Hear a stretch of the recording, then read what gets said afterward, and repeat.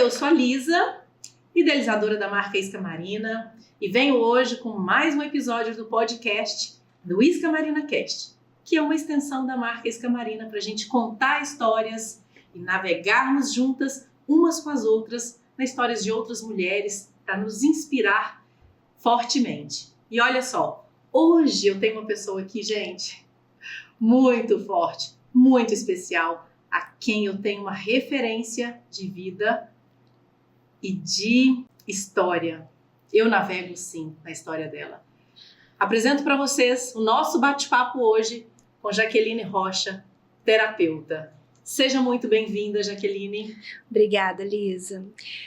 Eu não tenho palavras para descrever o que eu sinto estando aqui, podendo abrir, um espaço que é tão profundo, delicado e ao mesmo tempo tão inspirador da minha vida. Com você, essa pessoa tão especial, iluminada, ver todo esse movimento acontecendo, poder tocar tudo isso, eu me sinto muito honrada, viu? Gratidão. Eu que agradeço você estar aqui. Eu conheço um pouquinho da sua história e eu quero compartilhar também com outras mulheres, essa força, essa coragem e toda a sua trajetória de vida até chegar no profissional, de realização e de propósito de vida. Então, Jaque, conta para nós um pouquinho de quem é a Jaqueline. Jaqueline Rocha, a mulher Jaqueline. A Jaqueline, ela acredita nos sonhos, acredita que tudo que acontece vem para um bem maior. Tudo é para todos e não de forma única. E a Jaqueline exerce várias funções. A mãe da Maria Eduarda, a esposa do Anderson, a terapeuta, a amiga, a doidinha que adora fazer despedida de solteiro para as amigas. Essa é um pouco de mim, porque a gente está sempre em crescimento, A gente está sempre performando de forma diferente, sempre sendo permitido à vida, Eu acho que é isso que é o bacana. Então eu tô aí nessa jornada deliciosa e desafiadora, que é me descobrir, que é me curar, que é me transformar, ao mesmo tempo que eu vou inspirando e sendo inspirada por outras pessoas, outras mulheres, assim como você, que chega no nosso caminho. Curando outras mulheres, curando outras pessoas, porque você não é terapeuta só de mulheres, Você trata famílias, homens, casais, crianças, Então você cura outras pessoas. E fala pra mim, já que você falou que, de toda essa conexão, você não acredita então que nada é por acaso? Não existe nenhum tipo de coincidência. Nós estamos interligados por fios invisíveis. Não importa se a pessoa está no Japão ou se a pessoa está bem do seu lado. Tudo acontece de uma forma muito arquitetada pelo Criador de todas as coisas, sabe? As nossas histórias se completam. Geralmente, a manifestação de alguém está conectada na manifestação de outra pessoa. É o dar e receber do universo, sabe? Uhum. Eu acho que isso que me encanta muito. Nessa percepção de cura, mas eu só pude aprender sobre isso depois de muita coisa, muita resistência, porque é engraçado como que a gente tem resistência, a tudo, na vida, exatamente pelas crenças limitantes, E você, por ser terapeuta, você trabalha muito isso, eu acredito, Sim. Toda essa questão de crença, de cura, de ancestralidade, de movimento energético, de nós no agora, no aqui e agora, e para trás também, de toda a nossa família ancestral que ficou para trás, Bom, mas antes da gente chegar nesse ponto que eu amo, fala um pouquinho da sua trajetória até você chegar até aqui, até se transformar na Jaqueline terapeuta, Uau. Nossa. Onde começa tudo isso, O porquê, como surgiu, a partir de quais gatilhos, de quais medos, de quais dores? A minha história começa quando a minha mãe nasceu, Então, a minha mãe veio de uma infância muito desafiadora, morou em orfanato, teve uma rejeição materna, como todos os irmãos, cresceu sem identidade. Aos 12 anos, ela estava comigo no colo. Nossa, muito nova. Criança. E eu tenho uma filha de 13 anos. E o que me permitiu olhar e me colocar no lugar da minha mãe foi olhar para Maria e ver ela com uma bebê reborn certa vez. E eu falei, caraca, era a minha mãe. E aí, só que, né, quando você é criança, você não sabe das coisas. Então, a gente vem... Pessoas feridas, elas vão ferir outras pessoas. Elas vão ferindo, assim, os bebês, as crianças, os adolescentes, os adultos. E aí, quando a gente se transforma em adulto, a gente começa a ferir os outros. A repetição de ciclo. Exatamente. E aí, eu acho que é nesse momento onde a gente para olhar, assim... É como se a gente tivesse uma sede de vingança, de querer fazer diferente, que também nos leva à cura. E eu acho que esse processo é super válido.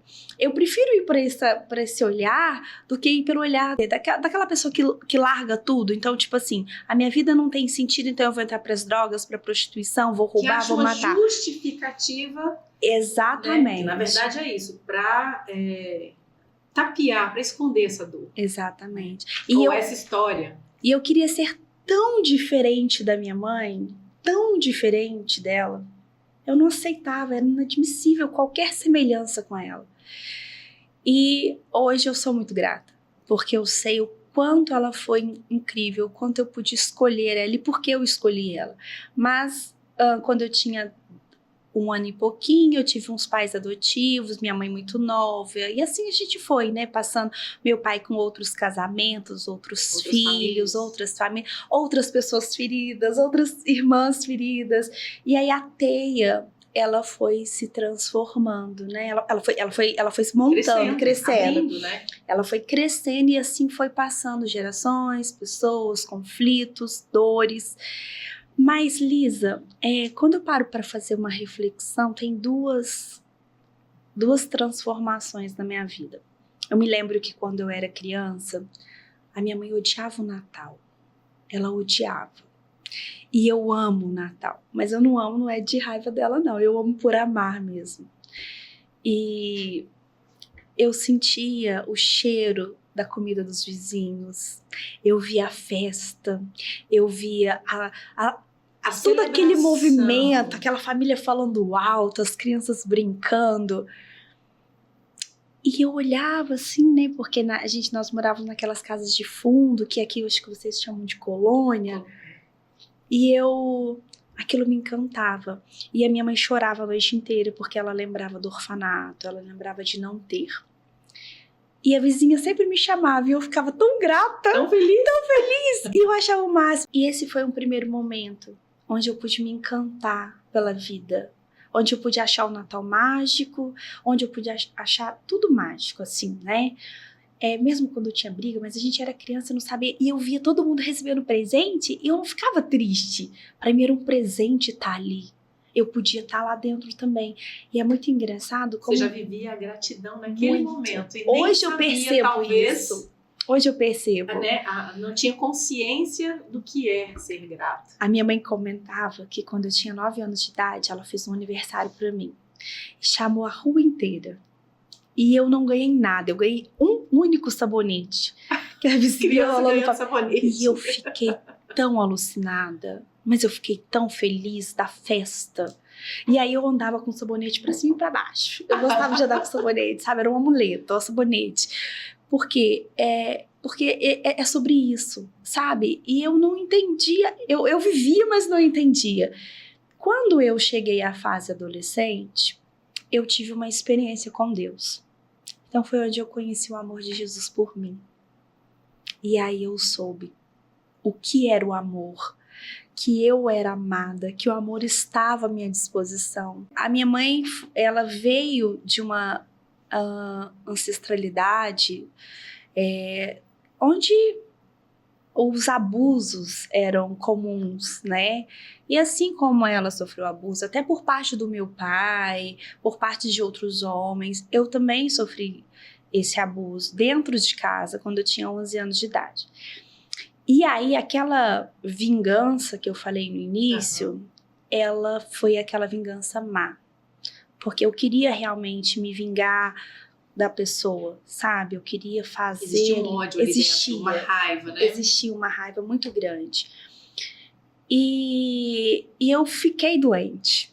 Eu tive um problema de rins na época muito sério. E eu tive toxoplasmose e até tem um problema na minha visão direita, eu enxergo 5%, 3% dela só. Por conta dessa cicatriz que deu. Acordei um dia, eu não tava enxergando nada. Foi umas 2 semanas depois do que tinha acontecido. E aí, quando eu voltei a morar com a minha mãe, ela me rejeitou. Porque ela se sentiu traída quando eu fui morar com ele. Hoje, olhando para a dor dela, sem sabedoria, sem conhecimento, o que ela pensou? Eu tive 12 anos de idade, me tiraram ela, eu fiz tudo o que eu podia fazer para ficar com ela na época, e ela me abandonou, né? E hoje meu papel não é julgar porque ela se sentiu assim. Sim. Hoje eu coloco ela no lugar de aceitação, mas essa raiva, isso estava me consumindo a minha saúde. E é muito interessante, Lisa, que o cuidado de Deus conosco é muito especial. Em cada fase da minha vida, Deus colocou uma pessoa pontual ali, sabe? Em cada fase. Começou lá atrás, né? Começou quando eu nasci, que aí vieram esses pais, o João e a Maria. Os adotivos. Depois veio esse encantamento pelo Natal com os vizinhos. E aí eu tive uma prima tia que fazia todos os meus aniversários. E nessa época que eu tava muito doente, uma prima, tia Nirlene, ela me apresentou, né? Começou a me levar pra igreja e ela me apresentou esse Jesus, né? Essa força, esse amor que é muito natural e que é uma pena que as pessoas colocam dentro de uma caixinha, mas é muito natural. E eu fui me envolvendo com aquilo e eu achei que, beleza, perdoei. Mas a gente realmente precisa viver o processo. Precisa. A gente precisa tirar com a mão. A gente precisa visitar. Precisa doer muito. Precisa. Eu falo lá no consultório que a cura, ela existe, são 4 etapas. A primeira é você reconhecer que existe algo que você não quer mais e que não te serve mais. A segunda é a dor. Porque a dor, ela é inevitável, precisa doer. Entenda, a dor é diferente do sofrimento. E o terceiro ponto é ressignificar. Eu preciso dar um novo sentido para aquilo tudo. Mas o quarto é dar frutos. Então a cura precisa passar por esses processos. E eu precisei desse momento. Eu tinha um sonho de ser mãe e eu não conseguia ser mãe. Eu não conseguia ser mãe de jeito nenhum. Ia médicos, tinha endométrio, ovário, assim e tal. E eu comecei a revoltar com Deus. Um dia eu revoltei muito brava. Eu falei, como que pode? Você me deu um desejo de ser mãe, mas eu sou uma terra infértil. E eu tinha voltado de uma balada, tava lá de Marrakech. E abri a Bíblia e lá estava escrito: em 1 ano darás à luz a um filho e chamarás de teu. Em 1 ano a minha filha nasceu.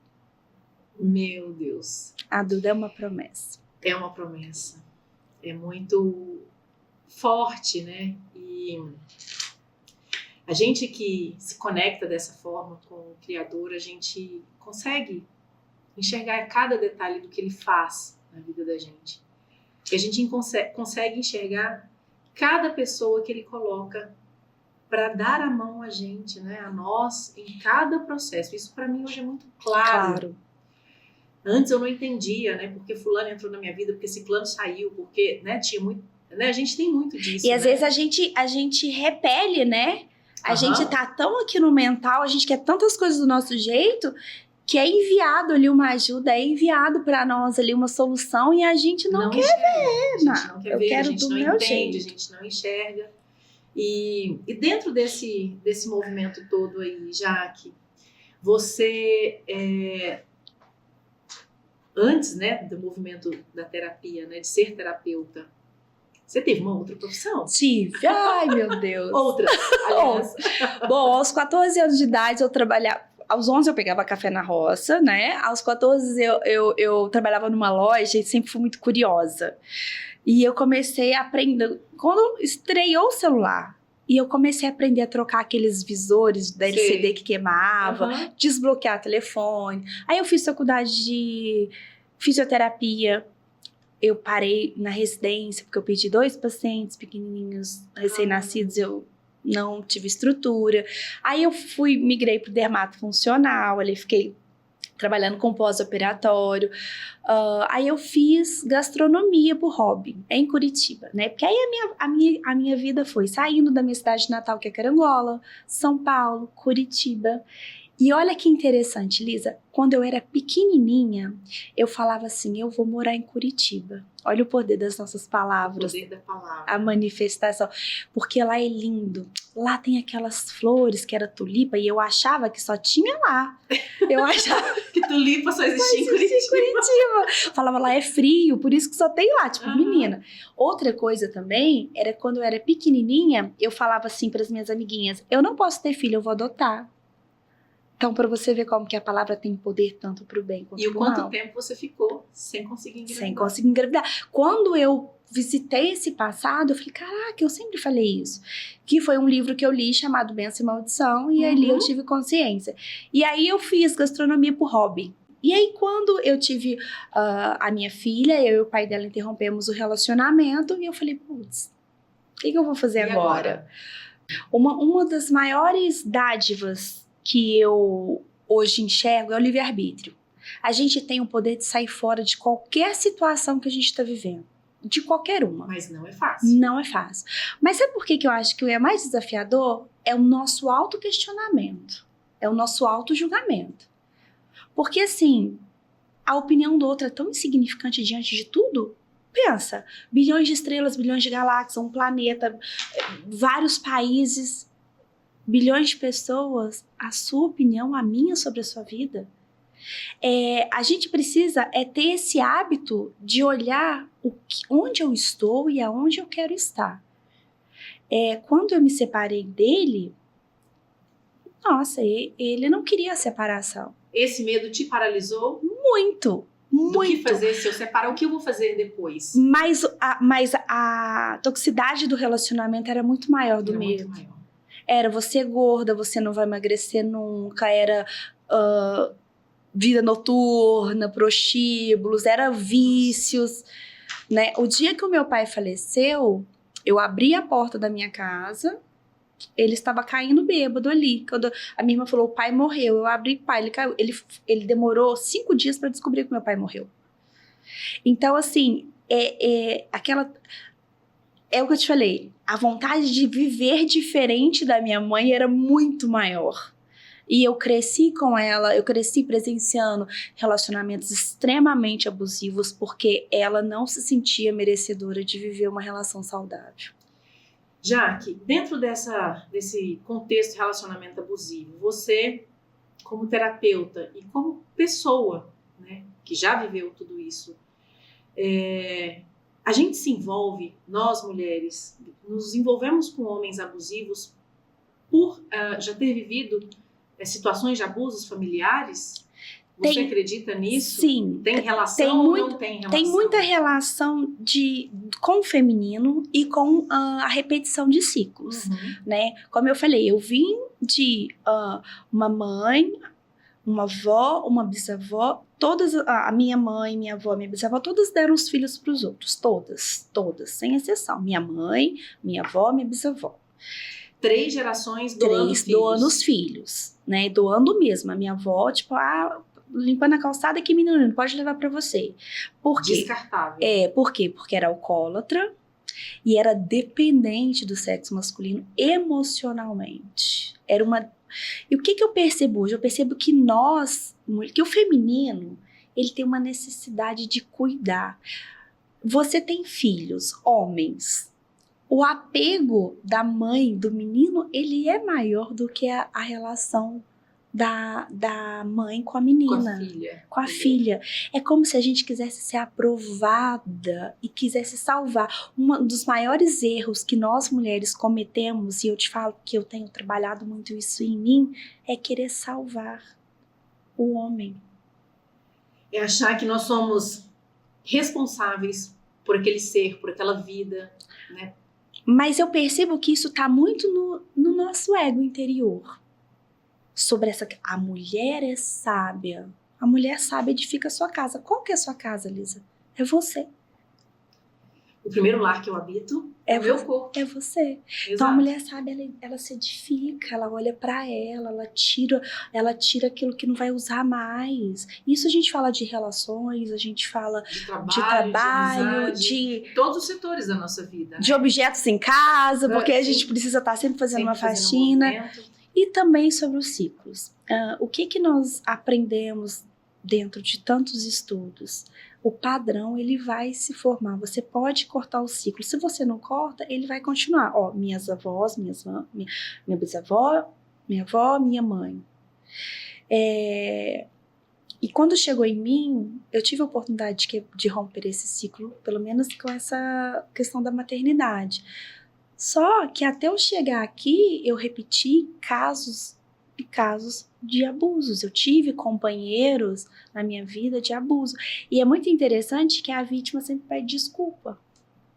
A gente sempre faz isso. A gente se sente culpada por tudo aquilo que a gente vive, né? E o quão é engraçado quando a gente está dentro dessas relações, e eu sou uma dessas pessoas, né? A sua história, ela se conecta diretamente com a minha. Eu escuto você falar a sua história, é como se eu estivesse contando a minha própria história, né?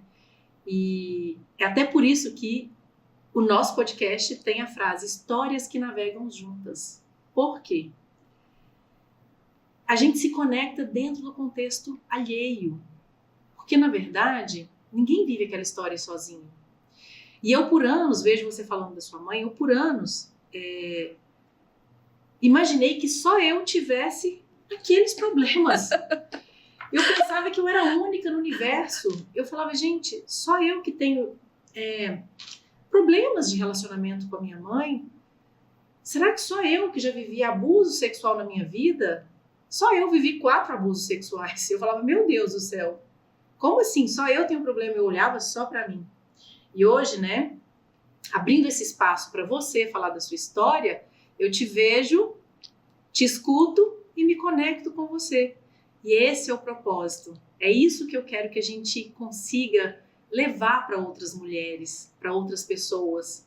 Porque nós não somos nós não estamos sozinhas.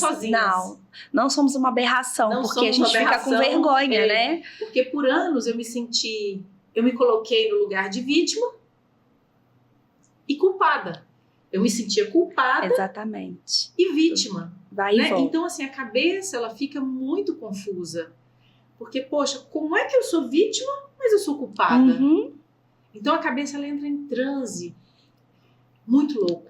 Mas você sabe que quando eu abri essa questão do estupro paterno, isso foi uma frase que eu ouvi.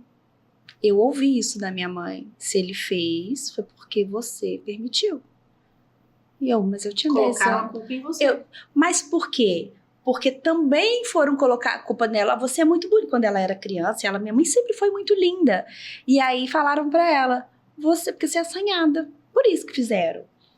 Porque espontaneidade, leveza, alegria, como eles falavam, né? Menina mulher. Não podia ter.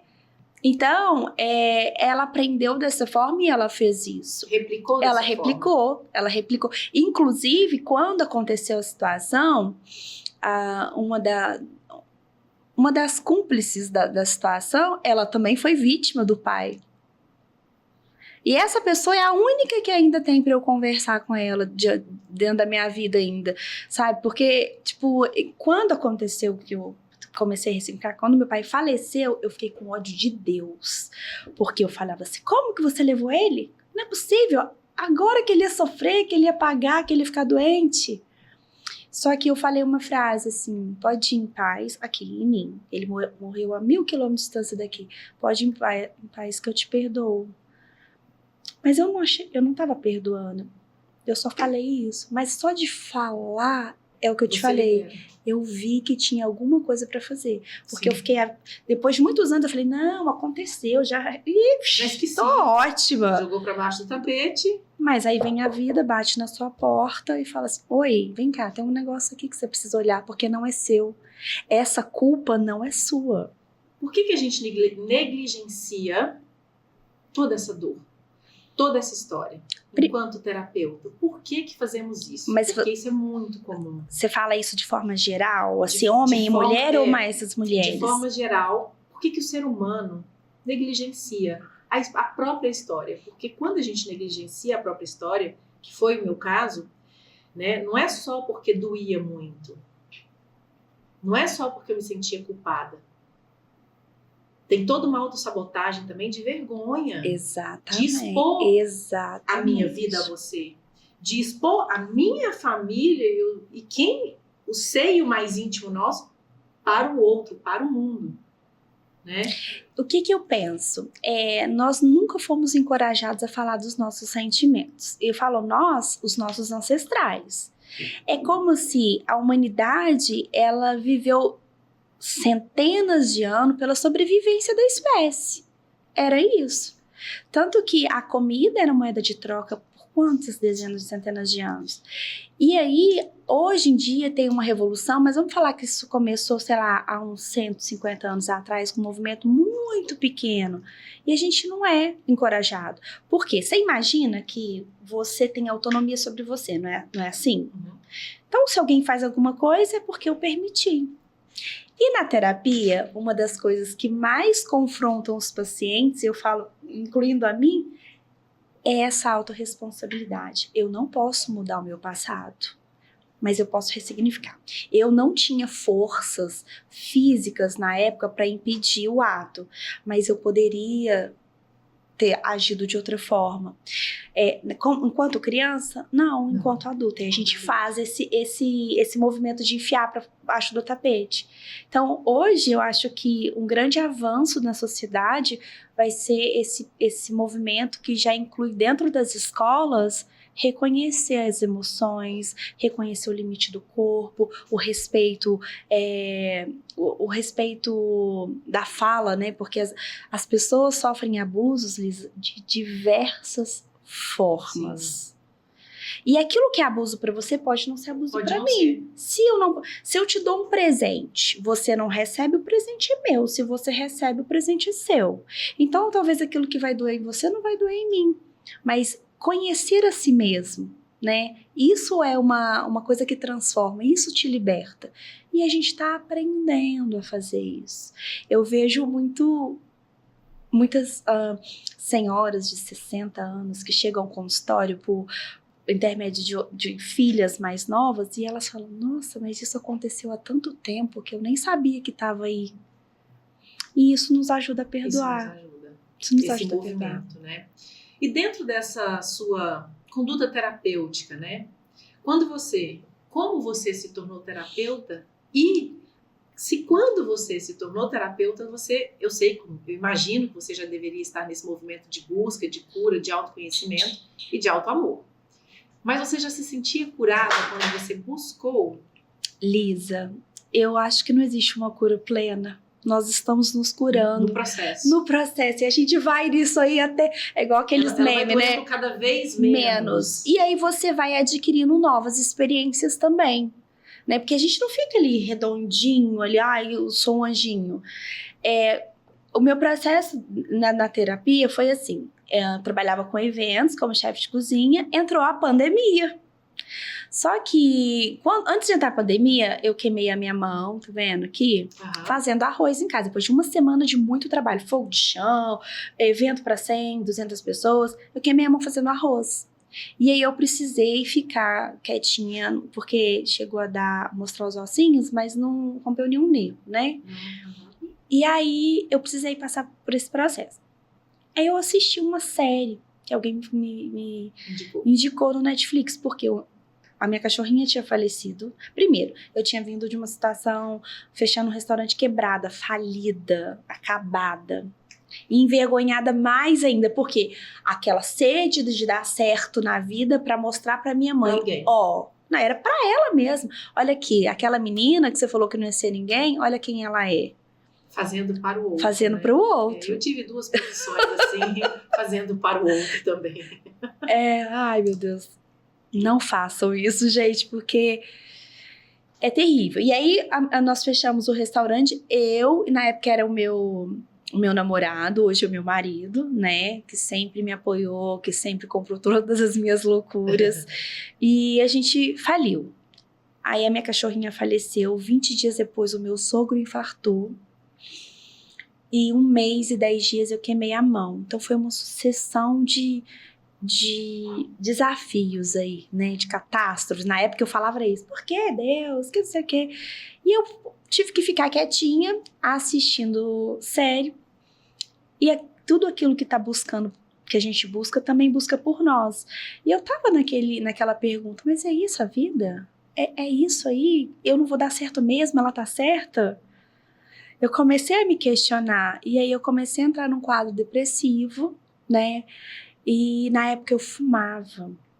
E um dia eu escutei uma voz falando assim pra mim, pula, pode pular, que vai passar. Porque era uma tristeza, Lisa, que não tinha, sabe? Não tem como mensurar, né? Não tem. Eu falava, gente, é um vazio, parece que eu não era gente, que eu não era de carne e osso, era nada. E aí eu escutei esse negócio, eu falei, eu preciso parar de fumar, porque eu tô ficando doida, eu vou morrer. E aí falei pro meu namorado na época, ele ficou meio assim, mas ele também tava passando pelo processo de luto, toda a família dele, porque foi uma perda repentina, meu sogro infartou, teve um infarto fulminante, foi muito desafiador. E aí, tá, beleza, veio essa série e uma conhecida me indicou uma pessoa que fazia Theta Healer. Aí eu, tá, deixa eu fazer. Fiz uma sessão, falei, esse negócio não é de Deus não, esse negócio é bruxaria. A gente é muito preconceituoso. Muito. Assim, qual que é o tipo de cura que a maioria das pessoas acredita? No remédio. Naquilo que você pode ver. Sim. Mas os problemas, as emoções, elas não podem ser vistas. Os seus traumas podem ser vistos? Não. E não tem remédio que cura emoção. Não tem. Né? E aí passou. Quando aí eu fiz essa sessão com ela, achei o máximo. Falei com ela, moça, esse negócio é místico, não gosto de misticismo, não.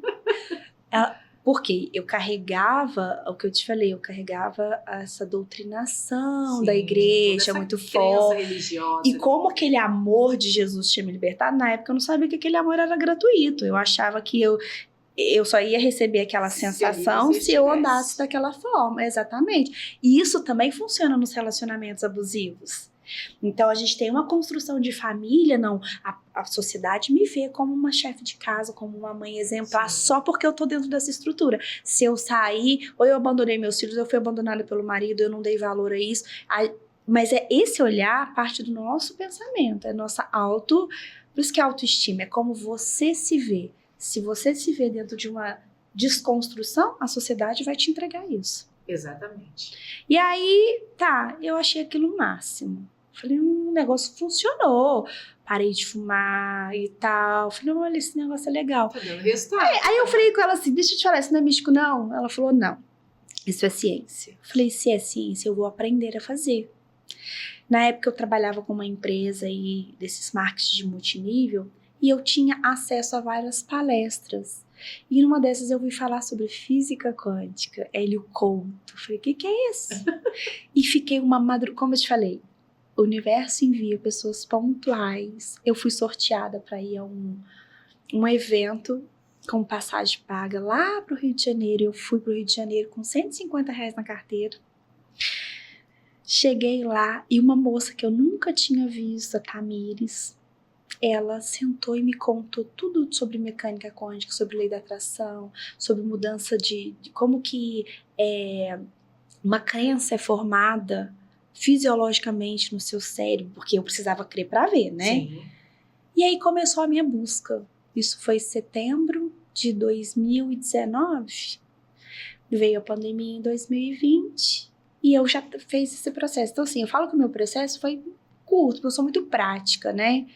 O que tem que fazer isso? Então vamos fazer.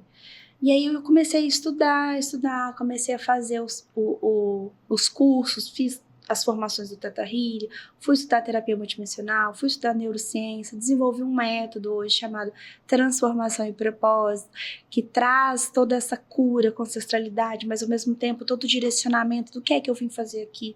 Porque o nosso propósito é o nosso processo, Lisa.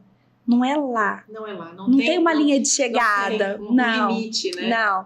O nosso propósito é o caminhar. É esse se olhar, se descobrir o seu limite. Hoje você gosta de rosa, amanhã você pode não gostar. Sim. Você é inconstante, é instável? Não, você mudou de opinião. E tá tudo bem dentro disso.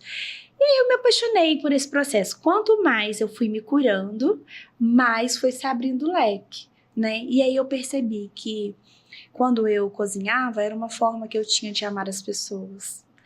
Era uma forma que eu tinha de cuidar das pessoas. Enquanto eu, terapeuta, é uma forma de cuidar das pessoas, uma forma de amar as pessoas, mas eu só posso te levar no lugar que eu já fui.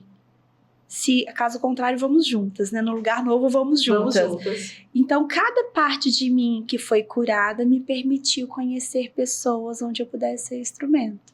E hoje eu vivo nessa expansão de me curar, de ser instrumento e também que todos eles que chegam ao consultório também sejam instrumentos da minha vida, assim como é a sua história, como foi toda acompanhar a Isca Marina desde o papel da criação, do sonho, agora antes do papel. Antes do papel. Você acompanha a Isca Marina no plano de alma. No plano de alma. E poder ter acesso ao seu plano de alma também, perceber esse dom incrível Sim. que você tem. Isso não tem preço. Não tem preço. E aí eu olho pra trás e falo assim, eu faria tudo de novo. Eu passaria por tudo de novo. Eu também. Por tudo e por todas essas pessoas, novamente. Porque a gente se descobre e o despertar da consciência nosso, ele é mágico. Eu tô vivendo essa magia, né? E você sabe disso. Então, quando a gente vive essa magia, a gente descobre talentos que a gente jamais imaginava. Né? Ter capacidade, ter consciência para fazer, para desenvolver, para gerir. Né? Hoje, me considero uma pessoa com um dom e um talento fantástico na criação, de criar e comercializar. Onde lá atrás eu olhava para outras profissões e falava assim, gente, todo mundo tem dom. Por que eu vim sem dom nessa vida? Eu tinha certeza absoluta de que eu era um ser humano que vinha no mundo nessa experiência sem dom. Sem talento. Eu tinha certeza absoluta. Então, nesse processo de movimento aí, de saber sobre o plano de alma, acessar o plano de alma e poder entrar nesse movimento de cura. Eu me lembro quando a gente fez a leitura do seu plano de alma, foi engraçado. Você estava em Arraial da Ajuda, né? E aí, quando ela saiu sobre essa comercialização de produtos, eu lembro da sua cara assim, ó. Você foi fechando o semblante tipo assim, agora é hora do talento, agora olha, você consegue ter uma visão profunda de como comercializar. É isso. E hoje você viu que é tudo. É tudo, né? É tudo. Porque a Isca Marina, ela não é produtos, ela é processo, ela é propósito, ela é cura, ela é liberdade, ela é libertação, ela é voz. Sabe? E eu custei pra entender tudo isso ao longo da minha história, porque eu achava que a gente tinha que ter um poder, um superpoder também, né? E hoje eu falo, eu faria tudo de novo, Lisa, tudo de novo. E saber que em mim, dentro do meu DNA, tem a história daqueles que vieram antes, e eu só estou aqui porque eles vieram antes de mim. Isso faz com que a gente possa exercer a compaixão. O que é o amor sem compaixão? Porque, assim, o versículo, amai uns aos outros como a ti mesmo. O primeiro mandamento é amar você mesmo. Primeiro você se ama. E pra gente se amar, a gente tem que ter compaixão, porque a gente não é esse ser humanozinho lindo, sabe? A gente cai no vitimismo, a gente cai você tava dizendo, você se culpava e tinha vergonha, e ao mesmo... Era um misto, né? Você se acusava e era vítima. E era vítima. É contraditório, né? E essa sensação... vive nesse ciclo. E essa sensação de que somos únicas também, isso a neurociência diz que é uma vontade de ser importante. O vitimismo nos coloca em evidência, entendeu? Ah, tadinho do fulano. Ah, tadinho do coitado. Então, ele nos coloca nisso. É uma forma que o cérebro usa para ganhar reconhecimento, né? Se é limitado, para ele tanto faz, porque ele quer o máximo de respostas rápido possível, porque o nosso cérebro não quer gastar energia. Então, quando a gente abre a vida, e cada história é tão especial, cada história é tão única. Às vezes as pessoas chegam no consultório e falam assim, mas a minha vida não tem graça, não tem nada. Nunca aconteceu nada. Não aconteceu nada. Eu não tenho nada de especial para contar. Não. Porque essa pessoa nem percebe a vida que tem. Não se percebe. Não tem consciência, na verdade, não né? tem consciência. Da própria vida, do próprio eu, de tudo que está ao redor, né? E dentro dessa sua jornada terapêutica, né? Tem alguma experiência, tem alguma história que você assim gostaria de compartilhar, que vai agregar nessa conexão, nessa maré de emoções aqui que a gente vive para levar para outras mulheres? Tem tantas histórias, mas assim, uma delas que, assim, uma das coisas que mais me chamou a atenção nessa entrada, nessa transição de carreira, foi a quantidade de pessoas que sofreram abuso, que entraram no consultório, porque a gente atrai o que a gente vibra. E eu achava que essa história com meu pai estava super resolvida, a mãe que eu tenho era essa, né, por conta dessa praticidade. Por isso que eu falei sobre os passos. A dor, ela é necessária justamente para que você consiga ressignificar, porque senão você finge que tá tudo bem, né? Sabota. A gente finge, não, tá tudo bem, tá ótimo, mas vai lá na sua mãe, não vou não, tá? Deixa ela lá. Deixa ela no cantinho. Domingo, não. Eu não tô dizendo que a gente precisa estar ali pertinho, né? Convivendo, né? Eu não convivo com a minha mãe. As pessoas falam, como assim? A terapeuta não convive com a mãe? Gente, a minha mãe, assim como, sei lá, vou chutar a minha vizinha, elas têm gênios diferentes, a vida delas. A minha história e colocar a minha mãe na minha vida não tem nada a ver com conviver com ela, né? Nem com as outras pessoas que a gente passa. Às vezes você tem uma amizade. Assim como o perdão, a gente liberar, não tem a ver com conviver. Não tem nada Perdoar a ver. não tem a ver com estar próximo. Não. Manter relacionamento. Não. Né? Porque a gente perdoa até uma pessoa que já se foi. E aí, isso me chamou muita atenção no início, incluindo homens. Homens que foram abusados. Pacientes com 60 anos, pacientes com 40 anos. Então, assim, eu falava, nossa, e isso também me serviu até para revisitar a situação com meu pai, trabalhar por que é que ele fez aquilo, porque ele também estava vindo ali de um masculino muito tóxico, porque a gente esquece, né, que os nossos pais também foram crianças, que eles também tiveram medo. A gente não quer saber da vida deles. Eles também têm as histórias e os traumas deles, sim, né? Sim. Eles também são vítimas. Antes deles terem os traumas, eles foram... Imagina, acho que todos nós tivemos um medo, né? Ou do escuro, ou da barata, ou da cobra, ou de subir, ou de pular. Eles também. O que a gente sabe da vida dos nossos pais, senão como que a gente nasceu?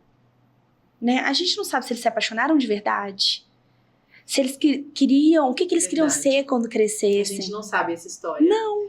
E a gente, pensando agora, eu não sei nem como é que meus pais se conheceram. Então, e aí a gente quer, tipo assim, brigar com aquelas pessoas que a gente nem conhece de verdade. Não, então, e a gente tem uma tendência a olhar muito para o negativo. Muito. Por quê? Porque nós fomos programados, né? Os nossos programadores, o cérebro no computador, os nossos programadores, nossos pais, nossos avós e os professores, são os primeiros programadores. É o não sobe, não fala, não grita, não faz, não pode, não é pra você, mocinha senta assim, rapaz faz isso não é papel de homem, isso não é papel de mulher. O não é muito mais ouvido pelo nosso cérebro do que o sim. Então a gente esquece que esses pais também tiveram vidas, lidaram com esses conflitos que nós damos. E tem uma coisa, acho que na época deles era muito mais desafiadores, porque hoje a gente tem uma voz, né? Tem. A Isca Marina Cast vem para dar voz a tantas histórias que se conectam, né? Hoje nós temos aqui bastante semelhança na minha história com a sua. Vão chegar outras pessoas, outras mulheres, outras histórias aqui, né? Porque eu tenho certeza que homens também virão para esse lugar, como eu te falei. Eu fiquei chocada com a quantidade de homens que sofreram abuso na infância e não contaram. Incluindo, teve uma vez que eu tive um paciente que ele desenvolveu câncer de próstata porque ele nunca contou para ninguém. Mas não é comum as pessoas contarem. Não, porque não fala. O não fala é assim, não fala, fica quieto, não fala. É porque assim. mesmo... Por exemplo, eu nunca sofri nenhum tipo de ameaça se eu contasse que fui abusada. Nunca, ninguém nunca me ameaçou. No entanto, eu fui abusada, como eu já disse, 4 vezes, por 4 homens. E nunca teve coragem? Nunca tive coragem. Em contrapartida, também ninguém nunca me ameaçou. Eu sofri uma ameaça psicológica. Porque foi dito assim pra mim, e essa frase ela ecoou por anos, por décadas na minha vida, que era, uma mentira minha vale 1000 verdades suas. E tanto que quando eu entrei nesse processo de cura, uma vez eu tive uma crise e precisei perguntar pra uma pessoa muito importante na minha vida, você acredita em mim? Eu perguntei pra uma irmã, você acredita em mim? Validando, né? Ela falou assim, acredito. Eu falei, não acredita. Porque ela amava muito ele, eu tinha raiva desse amor. Não acredita, você não acredita em mim. Ela falou, eu acredito em você. Mas por que você não fez nada? Ela falou, o que você queria que eu fizesse? E aí eu percebi o quão egoísta eu estava sendo, porque ela teve uma outra história com ele. A experiência dela foi com outra. Aquele pai, com aquele homem.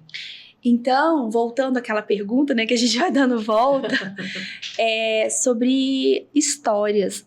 Lisa, são tantas histórias, assim, de mães que perdem filhos, de mães que tiveram que abortar seus filhos porque as sogras exigiram. A gente percebe esse movimento feminino muito doentio, muito doloroso, muito forte, muito ancestral.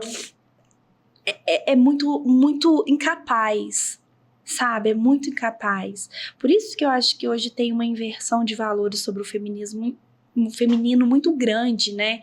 Porque foi tanta repressão e nós sofremos repressão, a maioria das repressões que nós recebemos vem das próprias mulheres. Vem das próprias mulheres. É elas que nos tolheram a vida. Elas mesmas nos tolheram. E é por isso que hoje, embora a gente ainda esteja em toda essa busca de crescimento, expansão, de evolução, de assumir os espaços, né, da mulher, onde a gente pode, onde a gente quer, onde a gente merece estar, embora estejamos ainda vivendo toda essa força, a gente ainda se bagunça muito nesse contexto. E a gente ainda se sabota nesse contexto, sim, mesmo sabendo, né, que a gente pode, que a gente merece. É porque é muito mais do saber, precisa sentir, né? Eu preciso sentir, antes do ter, eu preciso ser. Então eu preciso ser livre para entrar numa canoa e falar assim, se aparecer uma onça, nós vamos dar certo, vai dar jeito. Mas antes de entrar na canoa, do ser livre, o ser livre está lá dentro de casa, exatamente, com aquela crença limitante que não consegue nem sair para ir para qualquer coisa lá fora. Nem sair no sentido, não é só para praticar uma atividade, é não sair assim, Jaque, vamos tomar um cafezinho, vamos tomar um chopp hoje no fim da tarde, vamos para um happy hour, nós duas ou com um grupo de mulheres. Quantas amigas eu ainda tenho, quantas pessoas eu tenho no meu ciclo, vocês também devem ter, fala assim, eu não vou porque meu marido não deixa, eu vou porque eu nunca saí sem o meu marido, eu não vou, né, eu não posso, eu nunca saí sem o meu marido, o que meu marido vai pensar se eu sair com as minhas amigas, entende? Então assim, elas sabem que podem, elas querem viver esse movimento, mas elas não têm força para romper essas barreiras, romper esse ciclo e fazer Lisa, diferente. Mas olha que interessante, dentro do consultório a maior resistência para se tratar vem da mulher, você acredita? Você sabe que eu já comentei com você que eu tenho uma quantidade enorme de pacientes homens. Eles são mais práticos, por incrível que pareça. Mais abertos. Eles são práticos, temos que fazer isso, tá? Não entendi. A mulher, ela é mais... não, mas... então, como é que foi sua semana? Às vezes eu pergunto. Minha semana foi bem e tal. Apareceu umas coisas, mas eu já lidei com isso. Por quê? A gente foi ensinada a pegar essa bagagem e não falar, porque o não fala foi plantado em nós quando pequenininho, né? Os nossos avós tinham que dormir 5 horas da tarde, o pai chegava, ninguém podia falar à mesa. Então, a fala... Dentro do seu plano, você sabe que o falar e se expressar é algo grande, e é por isso que você vai dar a voz a tantas mulheres, porque hoje você dá a voz à sua história, não aquela historinha dessa vítima. Não, é a voz da superação, da admiração, do eu posso, eu consegui. Então, eu acho que eu fico passada nisso, e eu falo, né, que não tem muitas papas na língua, não. Gente, que é isso, gente? Se você não tá conseguindo se curar, você tá querendo curar seu filho, você tá achando que o seu filho, o seu marido vai ser transformado como? E é aí que, para mim, é o verdadeiro movimento do feminino. Quando eu passo a olhar para isso que eu tenho, que é só meu, que é tão sagrado para mim. Para mim. A gente passa a entender o quão pequeno nós somos, o quão pequeno o outro é, mas a nossa grandeza. Dentro dessa pequenez toda, nós somos extremamente grandes para quem? Para mim.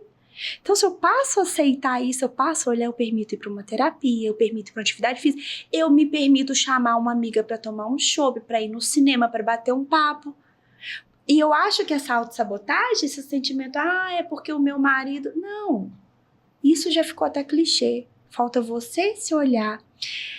Semana passada, eu estava conversando com uma paciente. Você já reparou o quanto a gente, até na nossa autenticidade, a gente tem preguiça de ser? A gente assume um personagem, de repente, numa fase. A maioria das mulheres termina um relacionamento ou mudam de trabalho. Tô ali arrasando. Passa um mês, a pessoa arruma um relacionamento, ela caiu ali numa rotina dela mesma. Aí todo mundo em volta responsabiliza aquele novo relacionamento. Ou ela não quer, tô meio depressiva, tô com ansiedade.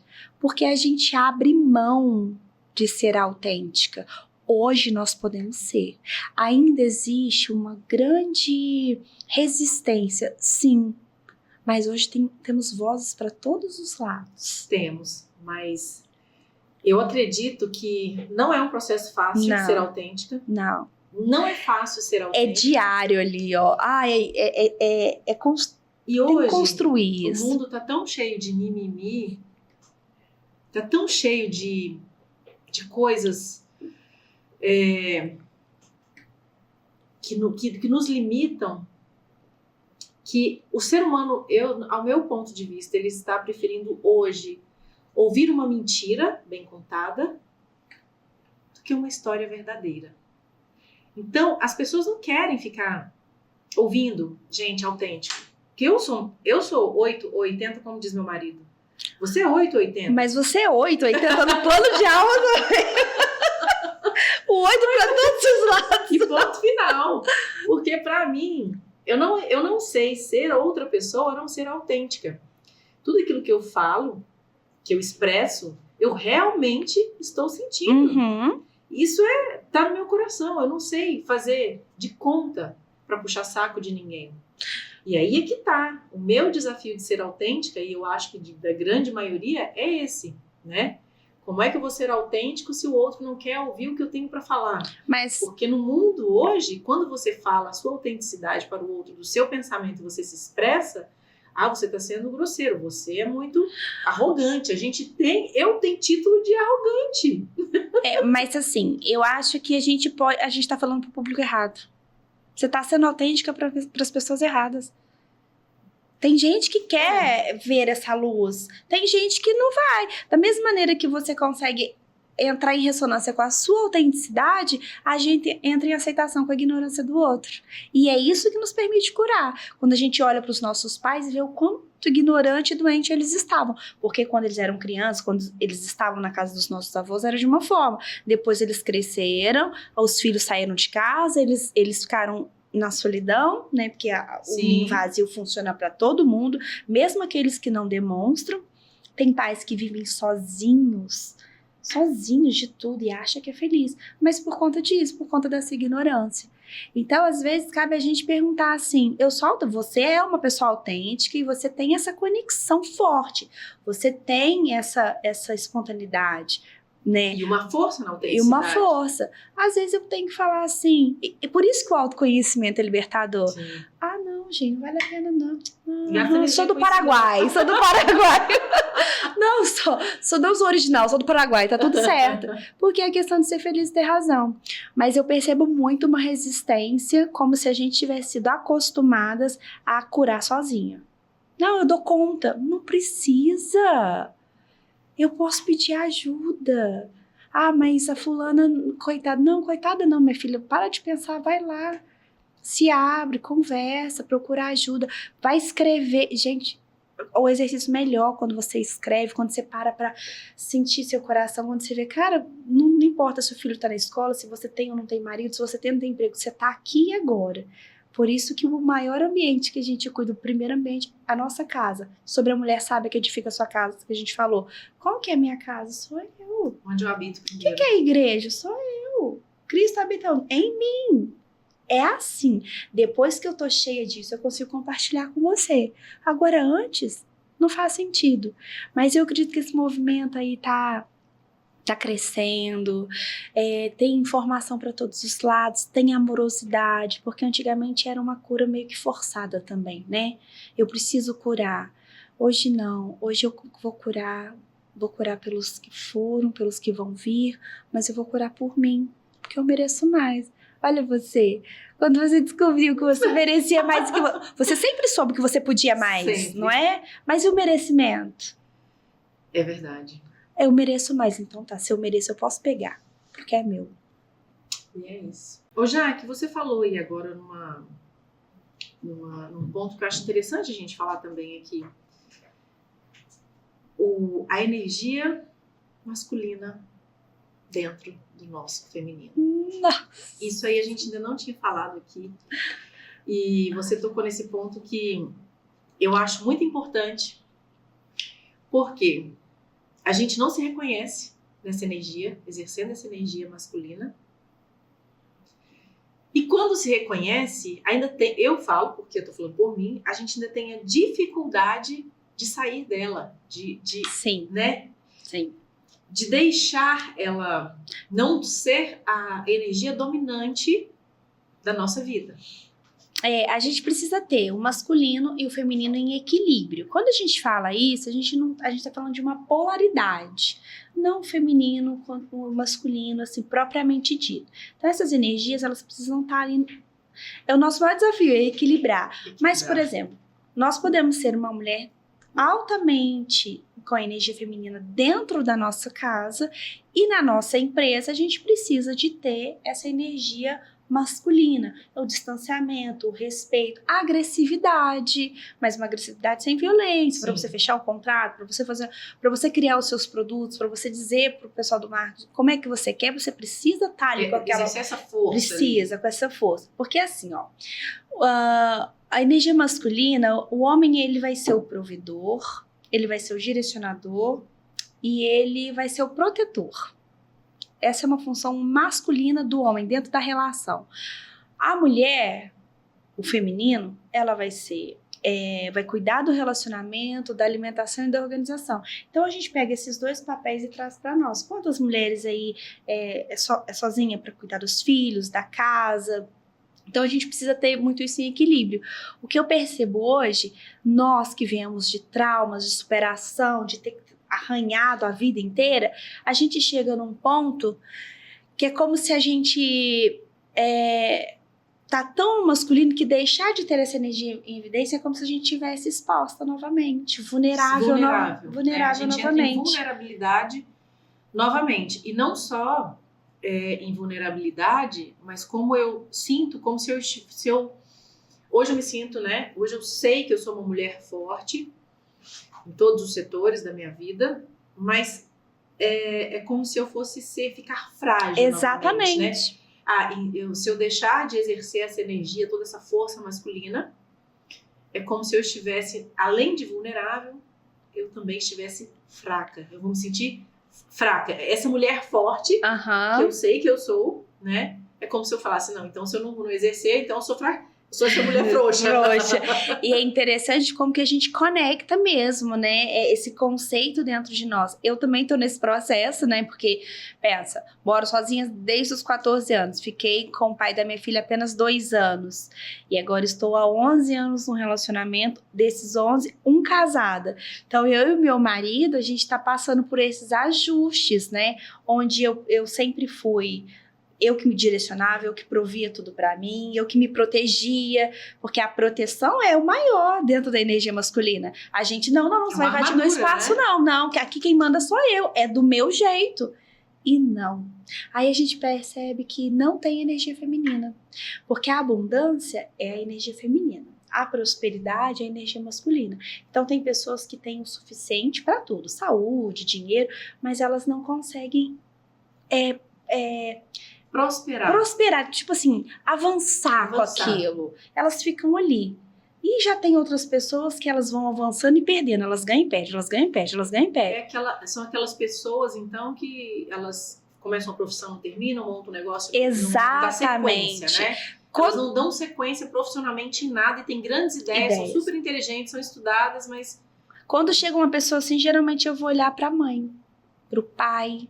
A gente sempre vai buscar nisso aí. Por quê? Porque o pai e mãe são as primeiras personas de energia que a gente pode nominar como feminino e masculino. Também são os nossos primeiros deuses. A gente é pequenininho, olha pro pai, ele é enorme. Então o papai, ele é o herói, o papai faz isso. E aí o nosso conceito também de religião, de Deus, também tá a partir da perspectiva. Quando a gente é pequenininho, a gente olha o mundo com o olhar dos nossos pais. Por isso que a gente resgata as crenças dele. Mas eu acredito que nós precisamos aprender cada vez mais trabalhar esse feminino em nós. Porque esse feminino é que nos permite curar a gente. Porque eu preciso me abraçar, me acolher, me aceitar que eu não fui culpada, que eu não sou vítima, pedir ajuda, aprender a receber. Geralmente uma mulher que tem energia masculina, ela tem problema para receber. Então, quando ela começa a receber, ela fica, uau, tá acontecendo isso, tá acontecendo... Desconfiada. Mas é desconfiada e às vezes ao mesmo tempo surpresa, fica meio incomodada. Sim. Eu falo por mim, quando eu comecei a receber elogios, isso eu levei pra minha terapeuta. Sim, a terapeuta faz terapia, gente. Quando eu levei pra minha terapeuta, eu falei, cara, parece que eu sou uma farsa. Ela falou, por quê? Eu falei, porque as pessoas estão me elogiando, agradecendo, e parece que eu não tô sentindo. Eu falei, não, pra que isso? Não, tá sendo falsa comigo, não precisa disso não. Pra que? Tô fazendo só meu trabalho. Tô fazendo só meu trabalho. Jaqueline, se reconhece que você alcançou a cura e aí as pessoas foram curadas. Mas é algo, principalmente nós duas, como duas 8.8, precisamos muito trabalhar isso. Isso para trazer uma harmonia dentro das nossas relações, dentro da nossa profissão, dentro da nossa comunicação e expressão com o mundo. Porque tá tudo tão nesse mimimi que você falou, esse mimimi, o que é isso? Vai levar a gente aonde? A lugar nenhum. E curar as nossas feridas é um ato de amor próprio. Olhar, se amar, se doar para si mesma, né? Ai, eu não dou conta de tudo não, gente. Guerreira é a Xena, pelo amor de Deus. Eu quero ser cuidada, eu quero ser olhada, eu quero ser mimada. E quando eu precisar ser forte, aliás, eu não vou negligenciar minha força e nem você a sua. Você não tá desprotegida. Pelo contrário, na hora que você precisar, você tá prontinha ali. Isso não vai tirar sua força. Porque hoje, Lisa, você sabe onde ela tá. Você sabe que ela tá em você. Hoje, como a questão da autenticidade, ninguém vai tirar ela de você, você já sabe acessar ela. Então, acho que a gente pode retroceder um pouquinho, assim, nesse sentido, sabe? Sim. Difícil, né? Desafiada demais. Tem hora que a gente tem vontade de incorporar o popó, né? Dá vontade. Ainda mais eu que pratico 2 artes marciais. Pois é! Com a energia masculina, eu saio da luta e falo, meu Deus do céu, eu tô pronta pra Mas guerra. aí você vai na luta e vai na yoga, né? Vai na luta e faz a meditação. Exatamente, eu faço luta de manhã e yoga à noite. Meu Deus do céu. E é o equilíbrio. Vamos pro equilíbrio, né? Mas é isso, Jaque. Esse bate-papo nosso, ele não tem fim, Não. porque são temas que estão aí geracionais, né, que carregam toda uma ancestralidade e trazem aí conexões infinitas. Eu tenho certeza absoluta que tudo que você falar aí eu vou me conectar de alguma forma. E eu fico bastante feliz de poder revisitar toda essa história, de poder escutar, porque é mais uma vez falar assim, eu não estou sozinha. E a gente dá um novo tom a cada vez que a gente conta, né, Elisa? Cada vez que a gente conta, a gente dá um novo tom, a gente dá um tom Sim. sempre melhor daquilo que nos aconteceu. E sempre a quem está escutando a mesma história vai ter uma percepção e um aprendizado diferente. É verdade. Por mais que você conte a sua história 10 vezes, né, se você exponha em redes sociais, em rede nacional, a sua história, se eu escutar ela 10 vezes, sempre eu vou tirar alguma lição. Sempre eu vou aprender algo. Sempre vai me colocar em questionamento, em pensamento, em reflexão. Sempre. Então, quantas vezes contarmos as nossas histórias, assim será, né? Assim será. Estaremos sempre curando mais um pouquinho de nós mesmas e levando um pouquinho de amor e cura ao outro que escuta e se conecta dentro dessa maré de emoções que é a nossa vida, né? É verdade. E a vida do outro. Então, para a gente encerrar essa maré de emoções dentro dessas histórias que sempre vão navegar juntas umas com as outras, o que Jaqueline Rocha, o que Jaque terapeuta poderia deixar de mensagem inspiradora aí para todas essas pessoas que vão nos escutar? Pessoas, sim, porque não é só mulheres que vai acessar a nossa história, né? Mas para todas essas pessoas que vão receber, eu tenho certeza que cada ser humano que ouvir a nossa história, ele precisava ouvir aquilo. Eu não tenho dúvida disso. Então, tá com você. É interessante porque você me chamou pelo nome todo, né? Jaqueline Rocha. Coral Rocha, que é o nome da minha mãe, eu tinha vontade de tirar esse sobrenome de qualquer maneira, né? E um belo dia descobri que a minha certidão, que o meu pai tinha me registrado, o cartório pegou fogo. E ficou só a primeira, que quando ela saiu do hospital, que é a Jaqueline Rocha, e ela era de menor, então ela não podia me registrar sozinha. Depois ele foi lá e registrou. Precisei transferir o título para Uberlândia. Essa certidão se perdeu, queimou, sumiu. Então ficou só a Jaqueline Rocha, que é dela. E eu lembro quando a gente foi criar o Instagram, ela falou, qual que você vai colocar? Porque quando ela tava brava, ela falava Jaqueline, né? E eu falei, cara, eu preciso assumir o meu nome, eu preciso trazer essa mãe para minha vida. Então, o que eu quero deixar? Sobre a gente trazer a mãe da gente para nossa vida e colocá-la no lugar. Não importa o que você está passando hoje.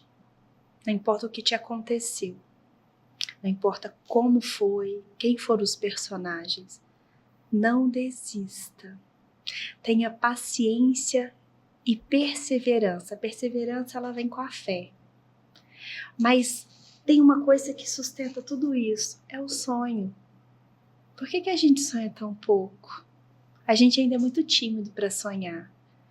Então o sonho, ele mexe com o sonho de ter uma vida melhor, o sonho de estar curado, o sonho de olhar para os pais, perdoar os pais, o sonho de olhar para os nossos filhos e ajudá-los a ter um caminho diferente dos nossos.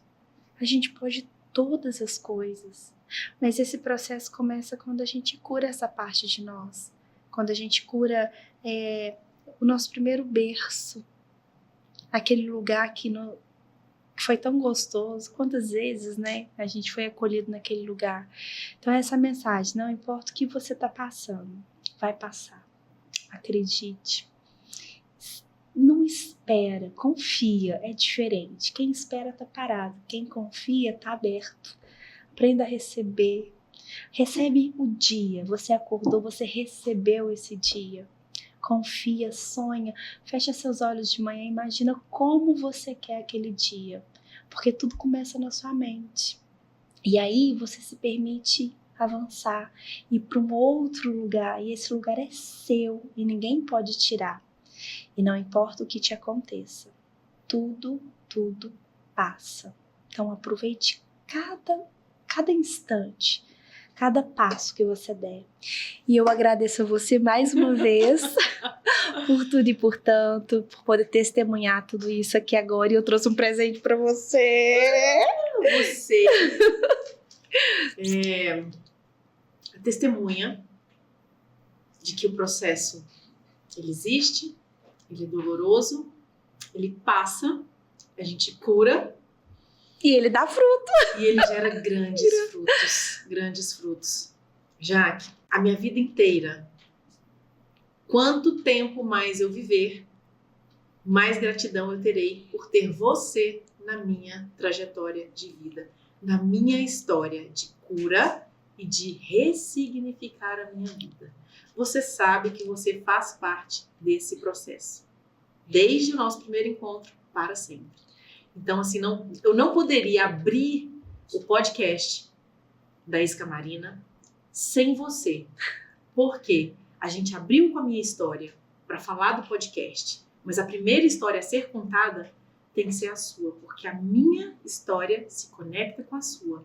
Por isso que Deus não une pessoas, Deus une propósitos. É verdade. Então, dentro do nosso contexto de união, tem o nosso propósito. E é por isso que hoje eu prospero.